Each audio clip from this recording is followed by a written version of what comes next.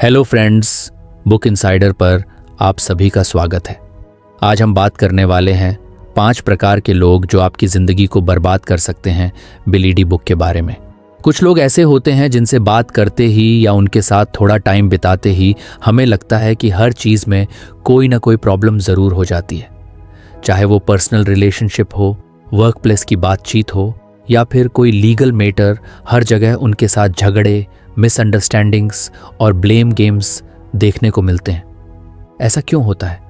क्या ये सिर्फ बैड लक है या इसके पीछे कोई डीपर पैटर्न है? बिल एडी नाम के एक एक्सपर्ट ने इस बारे में बहुत रिसर्च की है और उन्होंने ऐसे लोगों को एक नाम दिया है high conflict personalities. High conflict personalities यानी ऐसे लोग जिनके अंदर बार बार एक ही पैटर्न रिपीट होता है। किसी प्रॉब्लम के लिए कभी भी खुद की गलती नहीं मानना, हमेशा दूसरों को ब्लेम करना और हर कॉन्फ्लिक्ट को बढ़ा देना।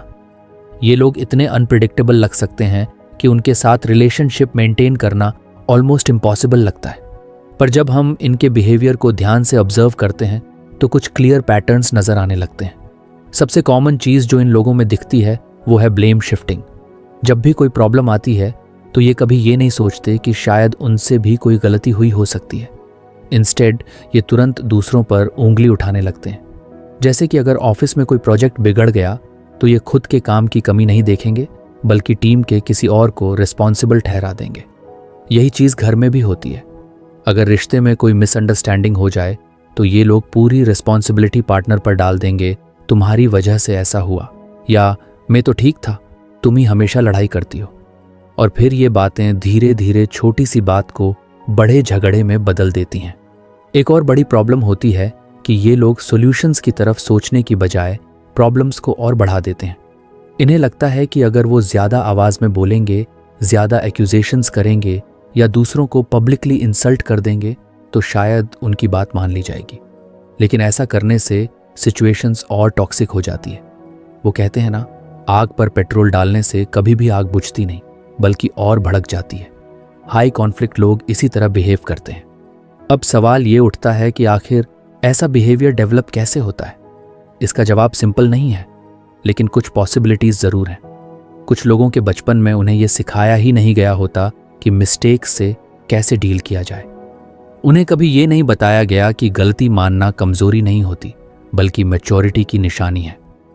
कुछ लोगों को लगता है कि अगर वो गलती मान लेंगे तो लोग उन्हें कमज़ोर समझेंगे, इसीलिए वो हर हालत में खुद को परफेक्ट दिखाने की कोशिश करते हैं, इवन जब सबको साफ साफ दिख रहा होता है कि गलती उन्हीं की है।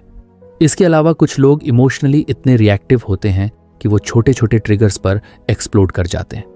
उनको लगता है कि पूरी दुनिया उनके खिलाफ है और उन्हें हर वक्त खुद को डिफेंड करना पड़ रहा है। उनका नज़रिया होता है, मैं सही हूं और बाकी सब लोग मुझे नीचा दिखाने की कोशिश कर रहे हैं। ऐसे लोग कम्युनिकेशन के जरिए चीज़ों को सुलझाने की बजाय अटैक मोड में चले जाते हैं, और जब सामने वाला इंसान काल्म रहने की कोशिश करता है तब भी वो उसे प्रोवोक करने की कोशिश करते हैं। अब अगर आप सोच रहे हो कि क्या ऐसे लोग कभी बदल सकते हैं, तो जवाब थोड़ा कॉम्प्लिकेटेड है। कुछ केसेस में अगर उन्हें खुद एहसास हो जाए कि उनका बिहेवियर दूसरों को हर्ट कर रहा है और वो जेन्युइनली चेंज चाहते हैं तो थेरेपी और काउंसलिंग की मदद से इम्प्रूवमेंट पॉसिबल है। लेकिन बहुत से हाई कॉन्फ्लिक्ट लोग कभी भी मानते ही नहीं कि उनमें कोई प्रॉब्लम है। उन्हें हर सिचुएशन में लगता है कि गलती सिर्फ दूसरों की है। ऐसे केसेस में चेंज बहुत मुश्किल होता है।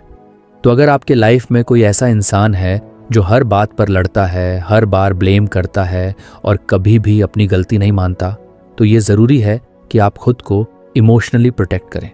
सबसे पहले ये एक्सेप्ट करना होगा कि आप उन्हें चेंज नहीं कर सकते। आप सिर्फ अपनी बाउंड्रीज क्लियर कर सकते हो और अपना रिएक्शन कंट्रोल कर सकते हो।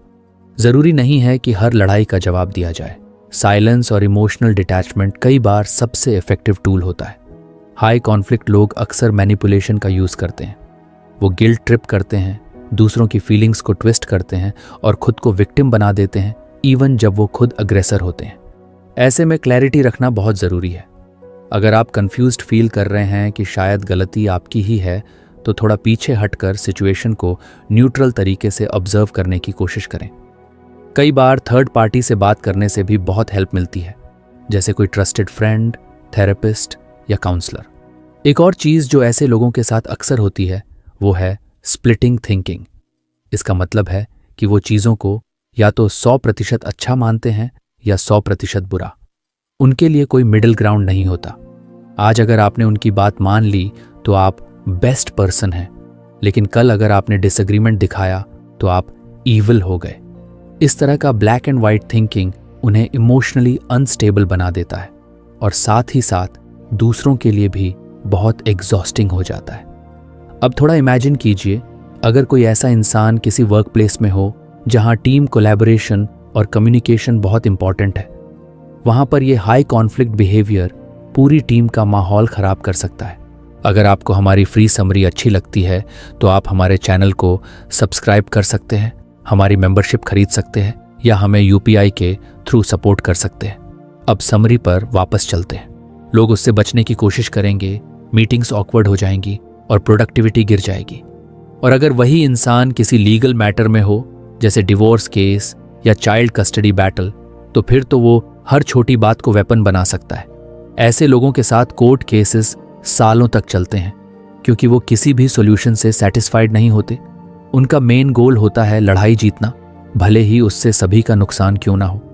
इसलिए बिल एडी कहते हैं कि हमें ऐसे लोगों को पहचानना आना चाहिए ताकि हम जान सकें कि कब एंगेजमेंट करना है और कब डिस्टेंस बना लेना ही बेहतर है। ये अवेयरनेस ही हमारी फर्स्ट प्रोटेक्शन होती है। एडी का ये भी मानना है कि सोसाइटी को लीगल और प्रोफेशनल सिस्टम्स में ऐसे बिहेवियर को मैनेज करने के लिए बेहतर स्ट्रेटजी अपनानी चाहिए। सिर्फ लॉ या रूल्स बनाना काफ़ी नहीं होता, हमें ह्यूमन बिहेवियर को भी समझना होता है। हाई कॉन्फ्लिक्ट पर्सनैलिटीज से डील करना मुश्किल होता है, लेकिन इम्पॉसिबल नहीं। सबसे पहले हमें इमोशनली स्ट्रांग रहना होता है। जब हम जानते हैं कि सामने वाला इंसान प्रिडिक्टेबल तरीके से रिएक्ट करेगा तो हम उसके ट्रैप में नहीं फंसते। दूसरा, हमें क्लियर और काल्म कम्युनिकेशन मेंटेन करनी चाहिए। और तीसरा, बाउंड्रीज सेट करना बहुत ज़रूरी होता है।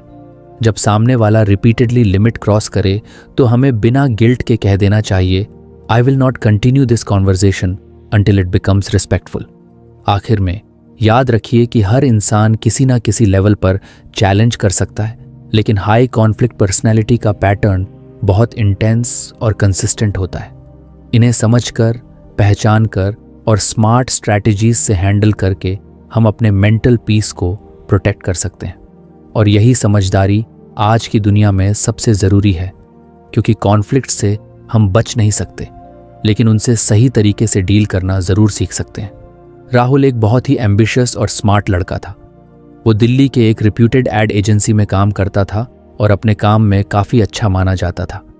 उसकी लाइफ बाहर से देखने पर बिल्कुल परफेक्ट लगती थी। एक बढ़िया नौकरी, ब्रांडेड कपड़े, कूल फ्रेंड सर्कल और एक चार्मिंग पर्सनैलिटी। लेकिन जो लोग उसे थोड़े करीब से जानते थे, उन्हें कुछ अजीब महसूस होता था। राहुल हमेशा खुद की तारीफ करता था, हर बात में खुद को सेंटर में रखता था, और अगर किसी ने उसके आइडियाज़ या डिसीजंस को थोड़ा भी चैलेंज किया तो वो अचानक बहुत डिफेंसिव और गुस्से वाला हो जाता था। उसकी ज़िंदगी में नेहा नाम की एक लड़की आई।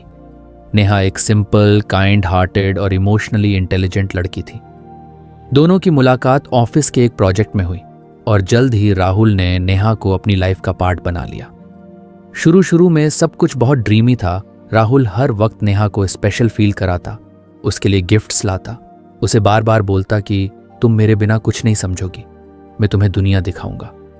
नेहा को लग रहा था कि उसे उसका परफेक्ट पार्टनर मिल गया है, लेकिन कुछ ही महीनों में नेहा ने कुछ चीज़ें नोटिस करनी शुरू की। राहुल हर बार खुद की बात करता था, मैंने ये किया, मेरे बिना वो प्रोजेक्ट नहीं चलता, मेरा टैलेंट अनमैच्ड है। अगर कभी नेहा ने अपने किसी अचीवमेंट की बात की तो राहुल या तो उसे इग्नोर कर देता या फिर बोलता, तुम्हें मेरी वजह से मौका मिला, वरना तुम कहाँ। नेहा थोड़ी कंफ्यूज थी। उसे लग रहा था कि शायद राहुल बस थोड़ा एरोगेंट है, लेकिन जब फीलिंग्स में प्यार हो तो इंसान फ्लॉज ओवरलुक कर देता है। धीरे धीरे राहुल ने नेहा की लाइफ पर कंट्रोल करना शुरू कर दिया। वो ये डिसाइड करता कि नेहा किससे मिलेगी, क्या पहनेगी, किसके साथ कितना वक्त बिताएगी। और अगर कभी नेहा ने अपनी कोई इच्छा जताई तो राहुल उसे गिल्ट फील कराता, तुम्हें मेरे लिए इतना भी नहीं कर सकती, या फिर तुम मुझे बदलने की कोशिश कर रही हो, तुम मेरी फीलिंग्स नहीं समझती। नेहा इमोशनली ड्रेन्ड फील करने लगी थी। लेकिन उसे समझ नहीं आ रहा था कि गलती कहाँ है। राहुल एक नार्सिसिस्टिक पर्सनैलिटी का क्लासिक एग्जाम्पल था। ऐसे लोग बाहर से बहुत चार्मिंग, इंटेलिजेंट और सक्सेसफुल लग सकते हैं, लेकिन अंदर से उनका सेल्फ एस्टीम बहुत फ्रैजाइल होता है। उन्हें हर वक्त एडमिरेशन चाहिए होता है, हर कॉन्वर्जेशन में खुद को सुपीरियर फील कराना होता है, और अगर कोई उनकी इमेज पर क्वेश्चन करे तो वो बहुत जल्दी अब्यूसिव या मैनिपुलेटिव हो जाते हैं। राहुल भी बिल्कुल ऐसा ही था।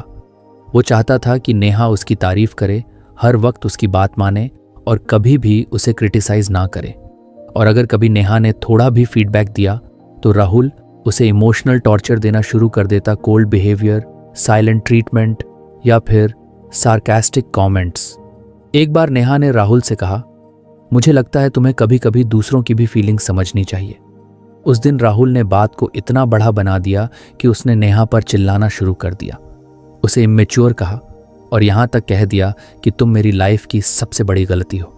वो इतनी जोर से बोला कि नेहा डर गई और चुप हो गई। बाद में राहुल ने फ्लावर्स भेजे, अपोलोजाइज किया और कहा कि आई वॉज जस्ट हर्ट, तुम मेरी दुनिया हो। ऐसे मोमेंट्स फिर से नेहा को कंफ्यूज कर देते। नार्सिसिस्ट लोग अक्सर इसी पैटर्न को फॉलो करते हैं, आइडियलाइज, डिवैल्यू, डिस्कार्ड और फिर से आइडियलाइज। शुरुआत में वो सामने वाले को बहुत आइडियल बनाते हैं, फिर धीरे धीरे उसे नीचा दिखाने लगते हैं, और जब वो इंसान रिएक्ट करता है या दूर जाने की कोशिश करता है तो नार्सिसिस्ट फिर से चार्मिंग बन जाता है ताकि कंट्रोल बना रहे। राहुल के केस में भी यही हो रहा था। वो नेहा को कभी इमोशनली ऊपर ले जाता था, कभी एकदम गिरा देता था। राहुल के फ्रेंड्स भी धीरे धीरे उससे दूर होने लगे थे। उसे लगता था कि सब जेलस हैं उससे, लेकिन सच ये था कि कोई भी उसके साथ ज्यादा देर टिक नहीं पाता था, क्योंकि उसकी कॉन्वर्जेशन सिर्फ सेल्फ प्रेज से भरी होती थी और वो दूसरों को तब तक यूज करता था जब तक उससे कोई फायदा होता। उसका एक दोस्त अमन, जिसने एक बार राहुल की राय से डिसएग्री कर दी थी, उससे इतना कट गया कि राहुल ने उसे बैक स्टैबर कहकर दूसरों के सामने इंसल्ट करना शुरू कर दिया। नेहा अब बेहद इमोशनली टूट चुकी थी। वो अपने फ्रेंड्स से भी मिलना बंद कर चुकी थी, हर वक्त राहुल को खुश रखने में लगी रहती थी और फिर भी वो खुद को नॉट इनफ समझने लगी थी। एक दिन उसकी दोस्त रिया ने उससे बात की और उसे नार्सिसिस्टिक बिहेवियर के बारे में बताया। पहले नेहा को लगा कि ये सब ओवरथिंकिंग है, लेकिन जब उसने धीरे धीरे राहुल के हर पैटर्न को उस डिस्क्रिप्शन से मैच होते देखा तो उसे क्लैरिटी मिली। उसने पढ़ना शुरू किया, थेरेपिस्ट से बात की और खुद को इमोशनली हील करना शुरू किया। सबसे बड़ी चीज जो उसने सीखी वो ये थी कि नार्सिसिस्ट्स हमेशा चार्मिंग दिख सकते हैं, लेकिन उनका चार्म एक ट्रैप होता है। वो एम्पैथी से खाली होते हैं और दूसरों की बाउंड्रीज की रिस्पेक्ट नहीं करते। अगर कोई उन्हें प्यार से कोई बात समझाने की कोशिश करता है तो वो उसे वीकनेस समझते हैं, और क्रिटिसिज्म का सामना होने पर वो गुस्से में आ जाते हैं, इंसल्ट करने लगते हैं या फिर विक्टिम बनने की कोशिश करते हैं। नेहा ने डिसाइड किया कि अब वो खुद को और अपनी मेंटल पीस को प्रायोरिटी देगी। उसने राहुल से साफ बात की और कहा कि वो अब और इस रिलेशनशिप में नहीं रह सकती। राहुल ने पहले उसे गिल्ट दिलाया, फिर बेग किया, फिर ब्लेम किया, लेकिन नेहा इस बार टूटने वाली नहीं थी। उसने थेरेपी से सीखा था कि नार्सिसिस्ट्स रेयरली चेंज जब तक वो खुद अपनी गलती ना देखें, एंड राहुल अभी भी अपनी दुनिया में खुद को हीरो समझता था। कुछ वक्त बाद नेहा की लाइफ में बदलाव आने लगे। वो फिर से कॉन्फिडेंट महसूस करने लगी, पुराने दोस्तों से मिली, अपने पैशन को एक्सप्लोर किया और सबसे बड़ी बात, उसने खुद को फिर से पहचानना शुरू किया। राहुल की लाइफ में शायद फिर कोई नया इंसान आया होगा, लेकिन पैटर्न वही होगा जब तक वो खुद में बदलाव लाने की कोशिश नहीं करेगा। इस कहानी से ये समझ आता है कि नार्सिसिस्टिक पर्सनैलिटी सिर्फ किसी को हर्ट नहीं करती, वो धीरे धीरे दूसरे इंसान की सेल्फ वर्थ को खा जाती है। इसलिए जरूरी है कि हम ऐसे लोगों को पहचानें, उनसे बाउंड्रीज रखें और खुद को एम्पावर करें। प्यार में होना ब्यूटीफुल होता है, लेकिन अगर वो प्यार कंट्रोल, मैनिपुलेशन और डिसरिस्पेक्ट से भरा हो तो वो प्यार नहीं होता, वो एक इमोशनल ट्रैप होता है। हर इंसान को अटेंशन और लव चाहिए होता है, लेकिन नार्सिसिस्ट्स उस अटेंशन को अपनी आइडेंटिटी बना लेते हैं, और जब उन्हें वो एडमिरेशन नहीं मिलती तो वो दूसरों को पनिश करते हैं, इमोशनली, वर्बली और कभी कभी फिजिकली भी। इसलिए ये समझना बहुत ज़रूरी है कि चार्मिंग दिखना और अच्छा इंसान होना दो अलग बातें हैं। हमें लोगों की बातों से नहीं, उनके एक्शंस और पैटर्न से जज करना सीखना होगा।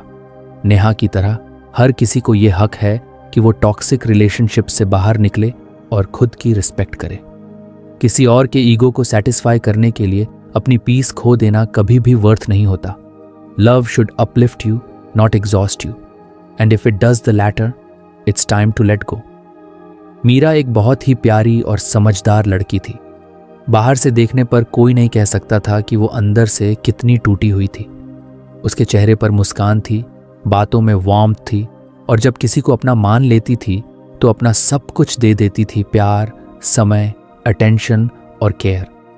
लेकिन उसके अंदर एक डर था जो हर दिन उसे खा रहा था, छोड़े जाने का डर, यानी फियर ऑफ अबैंडनमेंट। मीरा की जिंदगी में कई बार ऐसा हुआ था कि जिससे भी उसने दिल से जुड़ने की कोशिश की वो या तो बदल गया या दूर चला गया। बचपन में जब उसके पापा ने मम्मी को छोड़ दिया, तब से ही मीरा के मन में एक खालीपन बन गया था। वो चाहती थी कि कोई ऐसा हो जो हमेशा उसके साथ रहे, उसे छोड़े नहीं, उसे पूरी तरह से समझे और उसके इमोशंस को वैलिडेट करे। लेकिन जब ये नहीं होता तो मीरा का बिहेवियर अचानक बदल जाता। उसका एक बॉयफ्रेंड था, रोहित।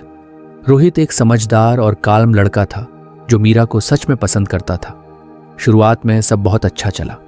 मीरा बहुत लविंग थी, हर वक्त रोहित के आसपास रहना चाहती थी, उसे स्पेशल फील कराना चाहती थी और कहती थी, तुम ही हो जो मुझे समझते हो, तुम्हारे बिना मैं कुछ नहीं। रोहित को मीरा का ये इंटेंस प्यार अच्छा लगता था, लेकिन धीरे धीरे उसे लगने लगा कि मीरा उसे थोड़ा ज्यादा पॉजेसिव तरीके से ट्रीट कर रही है। अगर रोहित ने किसी दिन उसे टाइम पर रिप्लाई नहीं किया तो मीरा परेशान हो जाती, घबरा जाती और फिर गुस्से में आ जाती। तुम मुझे इग्नोर कर रहे हो, तुम्हें मुझसे फर्क नहीं पड़ता, शायद तुम मुझसे बोर हो गए हो, ऐसे मैसेजेस आने लगते थे। और अगर रोहित ने समझाने की कोशिश की तो मीरा अचानक कहती, तुम्हें जाना है तो चले जाओ, मुझे किसी की जरूरत नहीं। फिर कुछ घंटे बाद वही मीरा रोते हुए मैसेज करती, सॉरी रोहित, मैं बहुत डर गई थी, मुझे लगा तुम मुझे छोड़ दोगे। रोहित कंफ्यूज्ड हो जाता, कभी मीरा बहुत प्यार करती थी और कभी एकदम कोल्ड हो जाती थी। यही बॉर्डरलाइन पर्सनैलिटी डिसऑर्डर BPD का पैटर्न होता है। ऐसे लोग इमोशंस को बहुत इंटेंसली फील करते हैं और उनका मूड बहुत जल्दी बदलता है। वो किसी इंसान को एक दिन अपने लिए सब कुछ समझते हैं और दूसरे ही दिन उन्हें लगता है कि वही इंसान उन्हें हर्ट करने वाला है।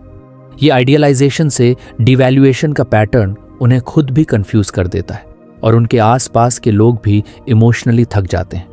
मीरा को हर छोटी बात पर ऐसा लगता कि रोहित अब उसे छोड़ देगा। अगर रोहित थोड़ा भी बिजी हो जाता तो मीरा का एंग्जाइटी लेवल बढ़ जाता। वो बार बार कॉल करती, मैसेज करती और अगर जवाब नहीं मिलता तो रोने लगती, खुद को नुकसान पहुंचाने की बातें करने लगती। कई बार उसने रोहित से कहा, अगर तुम मुझे छोड़ दोगे तो मैं नहीं रह पाऊंगी। रोहित बहुत ही पेशेंट था, लेकिन धीरे धीरे उसका माइंड भी डिस्टर्ब होने लगा था। बॉर्डरलाइन पर्सनैलिटी वाले लोग रिलेशनशिप्स में बहुत इंटेंस होते हैं। वो बहुत ज़्यादा प्यार भी करते हैं और बहुत जल्दी हर्ट भी हो जाते हैं। उनके अंदर का डर इतना स्ट्रांग होता है कि वो हर बात को रिजेक्शन या अबैंडनमेंट की तरह इंटरप्रेट करने लगते हैं। और जब उन्हें थोड़ा सा भी डर लगता है कि सामने वाला दूर हो सकता है तो वो एक्सट्रीम इमोशनल रिएक्शंस देने लगते हैं, कभी गुस्सा, कभी रोना, कभी ब्लेम, कभी खुद को नुकसान पहुंचाने की धमकी। मीरा का एक और पैटर्न था इम्पल्सिवनेस। अगर किसी बात से वो अपसेट होती तो उसे खाना छोड़ देना, ज़रूरत से ज़्यादा शॉपिंग करना, कभी कभी अल्कोहल पीना या खुद को चोट पहुंचाने की कोशिश करना, ये सब एक्सट्रीम रिएक्शंस थे जो उसके अनस्टेबल इमोशंस को दिखाते थे। वो जानती थी कि ये सब ठीक नहीं है, लेकिन वो खुद को रोक नहीं पाती थी और बाद में उसे गिल्ट होता था, फिर वो और दुखी हो जाती थी। काम पर भी मीरा का मूड बहुत अनप्रेडिक्टेबल था। एक दिन बहुत खुश और मोटिवेटेड रहती, सबके लिए कॉफ़ी लाती, जोक्स करती, और दूसरे दिन किसी छोटी सी क्रिटिसिज्म से इतना अपसेट हो जाती कि खुद को कॉन्फ्रेंस रूम में बंद कर लेती या फिर किसी कॉलीग पर गुस्सा निकाल देती। उसके साथ काम करने वाले लोग उससे डरने लगे थे क्योंकि उन्हें समझ नहीं आता था कि मीरा कब क्या रिएक्ट करेगी। बॉर्डरलाइन पर्सनैलिटी वाले लोग आमतौर पर बहुत ज़्यादा इमोशनली सेंसिटिव होते हैं। उनकी इमोशंस का रेंज बहुत वाइड होता है और वो बहुत जल्दी एक्साइटमेंट से सैडनेस में और फिर एंगर में शिफ्ट कर सकते हैं। उनकी आइडेंटिटी भी बहुत अनस्टेबल होती है। कभी उन्हें लगता है कि वो बहुत केपेबल हैं और कभी एकदम यूजलेस। ये इंटरनल इंस्टेबिलिटी उन्हें हर जगह, रिलेशनशिप्स, करियर और इवन डेली लाइफ में इफेक्ट करती है। मीरा की लाइफ तब थोड़ा सा बेटर होना शुरू हुई जब उसने थेरेपी लेना शुरू किया। उसका therapist dialectical behaviour therapy DBT use करता था, एक ऐसा थेरेपी मेथड जो खास तौर पर बॉर्डरलाइन पर्सनालिटी के लिए इफेक्टिव माना जाता है। उसने मीरा को इमोशनल रेगुलेशन, माइंडफुलनेस और डिस्ट्रेस टॉलरेंस सिखाना शुरू किया। मीरा ने धीरे धीरे सीखा कि हर रिएक्शन जरूरी नहीं होता और हर थॉट सच नहीं होता। सबसे बड़ी बात जो मीरा ने सीखी वो ये थी कि अबैंडनमेंट का डर उसे डिफाइन नहीं करता। उसने खुद को सेफ फील कराना सीखा, खुद से कनेक्ट करना सीखा। पहले जहां वो अपनी वर्थ दूसरों की प्रेजेंस से मेजर करती थी, अब उसने खुद की सेल्फ वर्थ को समझना शुरू किया। उसने रोहित से ओपनली बात की, अपने पैटर्न्स एक्सप्लेन किए और बाउंड्रीज सेट करना सीखा। रोहित ने भी थेरेपी में ज्वाइन किया ताकि वो मीरा को बेहतर समझ सके। दोनों ने मिलकर एक हेल्थी कम्युनिकेशन बिल्ड किया, जहां मीरा ने सीखा कि हर छोटी दूरी सेपरेशन नहीं होती और रोहित ने सीखा कि एम्पैथी और पेशेंस कैसे काम आते हैं। बॉर्डरलाइन पर्सनालिटी वाले लोग बैड नहीं होते, वो बस बहुत ज्यादा फील करते हैं। उनका दिल बहुत बड़ा होता है, लेकिन उनके अंदर का डर उन्हें खुद से और दूसरों से दूर कर देता है। वो चाहते हैं कि उन्हें अनकंडीशनल प्यार मिले, लेकिन खुद को इतने लो पॉइंट पर ले आते हैं कि वो उस प्यार को पुश कर देते हैं। उनके साथ रिश्ता रखना मुश्किल जरूर हो सकता है, लेकिन अगर अवेयरनेस, पेशेंस और प्रोफेशनल हेल्प मिले तो ये लोग बहुत डीपली कनेक्ट कर सकते हैं। मीरा की कहानी हमें ये सिखाती है कि किसी की इमोशनल इंस्टेबिलिटी का मतलब ये नहीं होता कि वो टॉक्सिक है। वो बस किसी अंदरूनी तूफान से जूझ रहा होता है। हमें उन्हें जज नहीं करना चाहिए, बल्कि समझने की कोशिश करनी चाहिए। और अगर आप खुद ऐसे पैटर्न्स फील करते हैं तो शेम नहीं बल्कि करेज से हेल्प लेना चाहिए। हर इंसान को प्यार, समझ और बिलोंगिंग चाहिए होती है। बॉर्डरलाइन पर्सनैलिटी डिसऑर्डर वाले लोग बस उसी बिलोंगिंग के लिए एक्सट्रीम तरीके अपनाते हैं, लेकिन अगर सही टूल्स और सपोर्ट मिले तो वो खुद को स्टेबलाइज कर सकते हैं और अपनी रिलेशनशिप्स को भी हील कर सकते हैं। मीरा जैसी कई लड़कियां और लड़के हैं जो बस चाह रहे हैं कि कोई उन्हें छोड़े नहीं। उन्हें बस ज़रूरत है थोड़े कंपैशन की, थोड़ी अवेयरनेस की और थोड़ी प्रोफेशनल मदद की। रजत एक स्मार्ट और चार्मिंग इंसान था। जब वो किसी रूम में घुसता तो लोग ऑटोमेटिकली उसकी तरफ खींचे चले आते। उसकी बातों में इतना कॉन्फिडेंस होता था कि कोई भी उसे सीरियस लेने लगता। लेकिन उसके पीछे एक ऐसा सच छिपा था जिसे जानने में लोगों को समय लग जाता था, क्योंकि रजत दिखने में बिल्कुल नॉर्मल था, लेकिन उसका दिल एम्पैथी और गिल्ट से खाली था। रजत का नेचर कुछ अलग था। वो दूसरों की फीलिंग्स को समझने की एक्टिंग बहुत अच्छे से कर लेता था, लेकिन असल में उसे किसी की परवाह नहीं थी। वो लोगों को मैनिपुलेट करता था, उनके सीक्रेट्स जानता था और बाद में उन्हें अपने फायदे के लिए यूज करता था। उसे किसी को दुख देने में कोई गिल्ट महसूस नहीं होता था, बल्कि उसे ऐसा करने में थ्रिल आता था। जब वो कॉलेज में था तो एक लड़की थी, नेहा। नेहा बहुत ही केयरिंग और स्वीट नेचर की थी।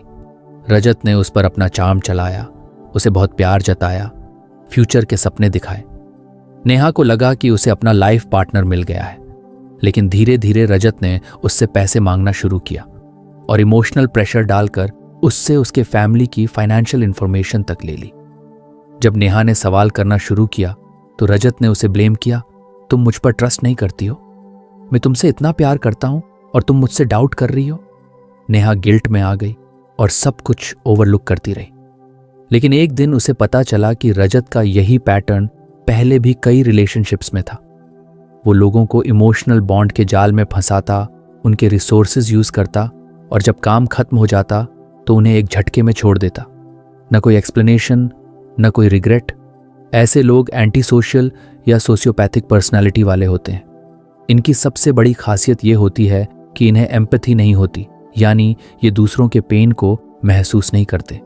अगर कोई रो रहा है या टूट गया है तो इन्हें कोई फर्क नहीं पड़ता, लेकिन दिखाने के लिए ये बहुत अच्छे एक्टर होते हैं। ये आपका ट्रस्ट जीतते हैं, आपको इमोशनली डिपेंडेंट बनाते हैं और फिर एक्सप्लॉइट करते हैं, चाहे वो पैसे हों, इमोशंस हों या किसी और चीज का फायदा। रजत ने एक बार अपने दोस्त समीर की नौकरी भी छीनी। उसने समीर को एक अच्छी कंपनी के बारे में बताया, उसकी सारी प्रिपरेशन में हेल्प की, लेकिन सीक्रेटली उसी कंपनी में खुद अप्लाई कर दिया और समीर का रिज्यूम भी HR को मैनिपुलेट करके रिजेक्ट करवा दिया। जब समीर को सच पता चला तो रजत ने कूल तरीके से कहा, कंपटीशन है भाई, तुम नईव हो, मैं प्रैक्टिकल हूं। सोशियोपैथ्स के अंदर गिल्ट नहीं होता। अगर आप उन्हें पकड़ भी लें तो भी वो जस्टिफाई कर देंगे, या तो ब्लेम आप पर डाल देंगे या सिचुएशन पर। तुम्हें समझ नहीं आया तो मेरी गलती क्या, दुनिया ऐसे ही चलती है, ये उनके कॉमन लाइंस होते हैं। उनका मेन फोकस होता है पर्सनल गेन, चाहे वो किसी की मेहनत छीन कर ही क्यों ना मिले।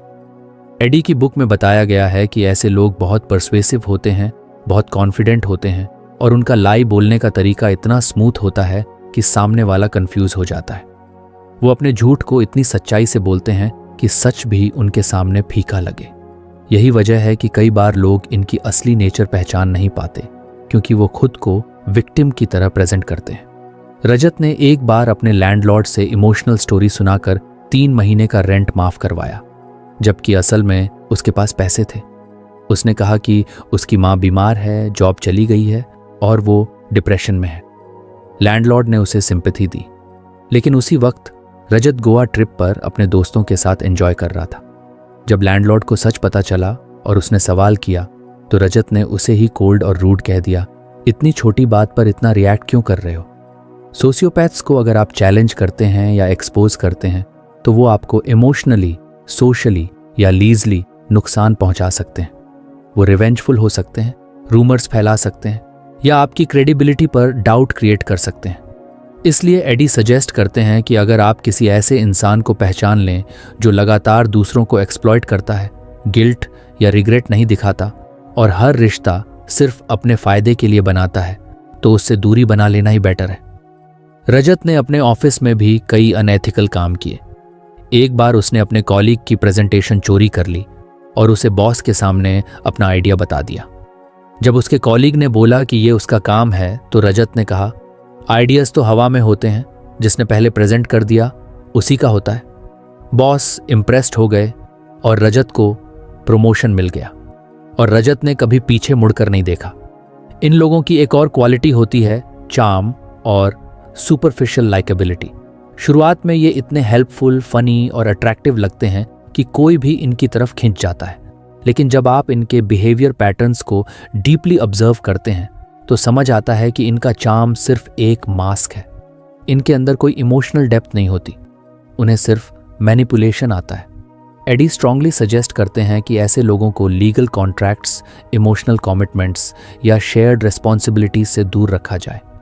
अगर आपको लगता है कि कोई पर्सन रिपीटेडली दूसरों का नुकसान कर रहा है, कोई रिमॉर्स नहीं दिखाता और हर बार ब्लेम दूसरों पर डालता है, तो अपने बाउंड्रीज को स्ट्रॉन्ग करें, डॉक्यूमेंटेशन रखें और ज़रूरत हो तो लीगल हेल्प लें।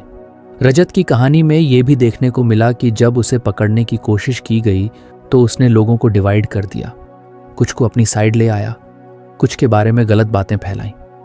वो अपनी इमेज को बचाने के लिए किसी भी हद तक जा सकता था। यही सोशियोपैथ का डरावना पहलू होता है। उन्हें फर्क नहीं पड़ता कि वो किसे चोट पहुंचा रहे हैं, बस उन्हें अपना लाभ मिलना चाहिए। अगर आप कभी ऐसे इंसान के साथ डील करें तो सबसे पहले खुद को भावनात्मक रूप से डिटैच करना जरूरी है। उनके स्वीट वर्ड्स और प्रॉमिसेस पर ट्रस्ट मत करें, बल्कि उनके एक्शंस को एनालाइज करें। अगर वो बार बार ट्रस्ट तोड़ रहे हैं, दूसरों को यूज कर रहे हैं और गिल्ट फ्री रहते हैं तो यही रेड फ्लैग है। एंटी सोशल या सोशियोपैथिक पर्सनैलिटी कोई छोटी चीज नहीं होती। ये सिर्फ रूड या सेल्फिश होना नहीं है, बल्कि एक डीप साइकोलॉजिकल इश्यू है जहां इंसान को दूसरों के इमोशंस, पेन या राइट्स की कोई परवाह नहीं होती। और अगर आप ऐसे किसी इंसान की क्लोज सर्कल में हैं तो मेंटल, इमोशनल और इवन फिजिकल सेफ्टी का ध्यान रखना जरूरी है। रजत जैसे लोग हर जगह हो सकते हैं, फैमिली में, वर्क प्लेस में या इवन रोमांटिक रिलेशनशिप्स में। इसलिए अवेयरनेस सबसे बड़ा वेपन है। अगर आप अलर्ट रहेंगे तो मैनिपुलेशन से बच सकते हैं। और अगर आप पहले ही ट्रैप में फंस चुके हैं तो खुद को ब्लेम मत करें, बल्कि धीरे धीरे बाउंड्रीज बनाकर उस साइकिल से बाहर निकलें। सच्चा स्ट्रेंथ वही होता है जब आप किसी ऐसे इंसान के ट्रैप से खुद को निकाल पाते हैं जो आपको बार बार इमोशनली डैमेज कर रहा है। एडी का यही मैसेज है, जानिए, समझिए और खुद की प्रोटेक्शन कीजिए। सोशियोपैथ्स बदलते नहीं हैं, लेकिन आप अपनी लाइफ को सेफ और स्टेबल बना सकते हैं। रिद्धिमा जब भी किसी पार्टी में जाती थी तो सारी नजरों का केंद्र बन जाती थी। उसकी ड्रेसिंग हमेशा लाउड और आई कैचिंग होती, उसकी बातें ड्रामेटिक होती और वो हर कॉन्वर्सेशन को अपनी तरफ मोड़ लेती थी। कोई भी बात हो, वो उसमें अपनी कोई बड़ी या इमोशनल कहानी जोड़ देती थी ताकि लोग सिर्फ उसी की तरफ देखें। शुरू में लोग उसे इंटरेस्टिंग मानते थे, लेकिन धीरे धीरे सब महसूस करने लगे कि रिद्धिमा हर छोटी बात को बड़ा बना देती है, हर सीन में खुद को हीरो बनाकर पेश करती है। रिद्धिमा जैसी पर्सनैलिटी को साइकोलॉजी में हिस्ट्रॉनिक पर्सनैलिटी कहा जाता है। ऐसे लोग हर समय अटेंशन चाहते हैं। उन्हें लगता है कि अगर वो स्पॉटलाइट में नहीं है तो वो इनविजिबल हैं। इसलिए वो एग्जैजरेशन करते हैं, सिचुएशंस को ड्रामेटाइज करते हैं और कभी कभी अटेंशन पाने के लिए झूठ भी बोल देते हैं। एक बार ऑफिस में एक प्रोजेक्ट डेडलाइन मिस हो गई। सब लोग कामली बात कर रहे थे कि क्या हुआ और कैसे इंप्रूव किया जाए, लेकिन रिद्धिमा अचानक रोने लगी। बोली कि उसकी वजह से सबको प्रॉब्लम हो रही है और फिर खुद को ब्लेम करने लगी ड्रामेटिक अंदाज में। वो चाहती थी कि लोग उसे कंसोल करें, उसकी तारीफ करें कि तुम तो इतनी मेहनती हो, तुम्हारी गलती नहीं थी, वगैरह वगैरह। धीरे धीरे लोगों को समझ आया कि वो हर सिचुएशन में ड्रामा क्रिएट करती है ताकि सेंटर ऑफ अटेंशन बन सके। ऐसे लोग अक्सर अपने इमोशंस को ओवर डिस्प्ले करते हैं। उनकी आवाज़ तेज होती है, उनकी बॉडी लैंग्वेज एग्जैजरेटेड होती है और वो अक्सर दूसरों को इमोशनल रोलर कोस्टर पर ले जाते हैं। अगर किसी ने उन्हें इग्नोर कर दिया या ज़्यादा अटेंशन नहीं दी तो वो हर्ट महसूस करते हैं और सामने वाले को कोल्ड या रूड कहने लगते हैं। उन्हें कांस्टेंट एडमिरेशन और वैलिडेशन की ज़रूरत होती है। रिद्धिमा को ये भी आदत थी कि वो अपनी स्टोरीज को थोड़ा ट्विस्ट करके सुनाती थी। अगर उसे ज़रा सी भी कॉम्प्लीमेंट मिलती थी तो वो उसे बढ़ा चढ़ाकर अपने फेवर में लोगों को बताती थी। अगर कोई उसे पसंद नहीं करता था तो वो उसके बारे में ड्रामेटिक स्टोरीज बनाकर लोगों से सिंपैथी लेने लगती थी। एडी की किताब में बताया गया है कि हिस्ट्रियोनिक पर्सनालिटी वाले लोग परसेप्शन कंट्रोल करने के लिए कभी कभी सच को डिस्टॉर्ट करते हैं। उन्हें ऐसा करने में गिल्ट महसूस नहीं होता क्योंकि उनका मकसद अटेंशन पाना होता है, सच बताना नहीं। रिद्धिमा की एक दोस्त थी, सनिया। वो दोनों कॉलेज से दोस्त थीं। एक दिन सनिया को एक बड़े प्रोजेक्ट में लीड बनाया गया। रिद्धिमा को बुरा लगा कि उसे इतना इंपॉर्टेंट रोल क्यों नहीं मिला। अगले ही दिन उसने ऑफिस में लोगों से कहना शुरू कर दिया कि सानिया को सिर्फ इसलिए रोल मिला क्योंकि वो बॉस की फेवरेट है। उसने सानिया की मेहनत को इग्नोर करके अपनी ही वर्जन वाली कहानी फैलाई ताकि लोग सानिया को कम और उसे ज्यादा एडमायर करें। जब सानिया ने इसका सामना किया तो रिद्धिमा ने टीयर्स और इमोशनल टॉक से बात को मोड़ दिया। मैं तो तुम्हारी सबसे बड़ी सपोर्टर थी, तुम ही मुझे गलत समझ रही हो। ऐसे लोगों की एक खासियत होती है कि वो किसी के भी साथ जल्दी इमोशनली जुड़ जाते हैं, लेकिन वो कनेक्शन सुपरफिशियल होता है। यानी वो बहुत जल्दी किसी से बेस्ट फ्रेंड या सोलमेट जैसे बड़े बड़े शब्द बोलने लगते हैं, लेकिन जब उन्हें डिजायर्ड अटेंशन नहीं मिलता तो उसी इंसान से डिस्टेंस बना लेते हैं या उसको डिवैल्यू करने लगते हैं। उनकी रिलेशनशिप्स अक्सर अनस्टेबल होती हैं क्योंकि हर रिश्ता उनके लिए एक परफॉर्मेंस की तरह होता है। जब तक उन्हें अपलॉज मिल रही है तब तक वो खुश रहते हैं, लेकिन जैसे ही स्पॉटलाइट हटती है उन्हें एंग्जाइटी होने लगती है और वो फिर कोई नया ड्रामा क्रिएट करते हैं। एक बार रिद्धिमा ने खुद को हॉस्पिटल में एडमिट करवा लिया जस्ट बिकॉज उसे लगा कि उसके फ्रेंड्स अब उसकी बातों पर ध्यान नहीं दे रहे। उसने कहा कि उसे चेस्ट पेन हो रहा है और शायद हार्ट इश्यू है। जब रिपोर्ट्स आईं तो सब नॉर्मल था, लेकिन तब तक वो पूरी सिंपैथी ले चुकी थी। इस तरह की एग्जैजरेशन और इमोशनल मैनिपुलेशन हिस्ट्रियोनिक पर्सनालिटी का हिस्सा होती है। एडी बताते हैं कि ऐसे लोगों को इमोशनल मैच्योरिटी की ज़रूरत होती है, लेकिन अक्सर उन्हें लगता है कि वो बिल्कुल फाइन है। उन्हें दूसरों के फीडबैक से डिस्कम्फर्ट होता है।